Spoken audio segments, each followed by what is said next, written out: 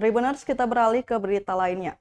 Kronologi bentrok polisi dan warga di Tamilow ada dua versi. DPRD bingung. Warga di Desa Tamilow, Kecamatan Amahai, Kabupaten Maluku Tengah terlibat bentrok dengan polisi Selasa 7 Desember 2021 pagi. Akibatnya 7 anggota Polres Maluku Tengah dan 18 warga luka-luka terkena tembakan peluru karet. Sementara 4 mobil milik Polres Maluku Tengah juga rusak. Pihak kepolisian telah merilis kasus tersebut dan menjelaskan kronologi kejadian.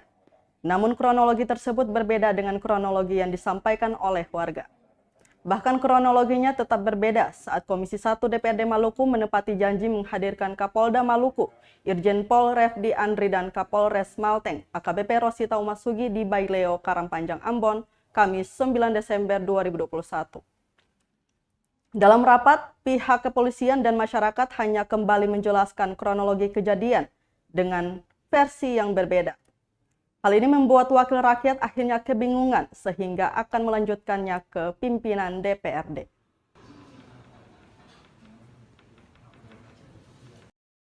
Suatu perlawanan ketika itu yang mengakibatkan satu orang juga meninggal dunia. Dan juga sudah dilakukan langkah-langkah penyelidikan dan kita pun sudah mengetahui siapa pelakunya yang pada akhirnya pelakunya pun sudah dapat diamankan. Nama apa kedua? Ada 3 masalah besar sebenarnya kalau kita lihat kronologis kejadian.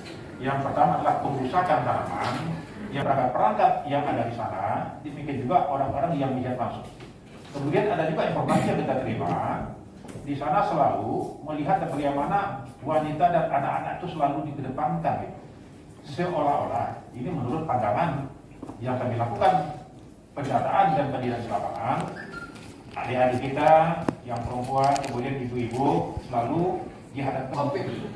Kita bisa melakukan tindakan tegas terukur apabila mengancam keselamatan. Tapi kami sampaikan juga mungkin waktu di Bupati bahwa tidak ada satupun masyarakat yang harus terluka oleh senjata petugas maupun meninggal dunia. Terima kasih sudah nonton. Jangan lupa like, subscribe, dan share ya.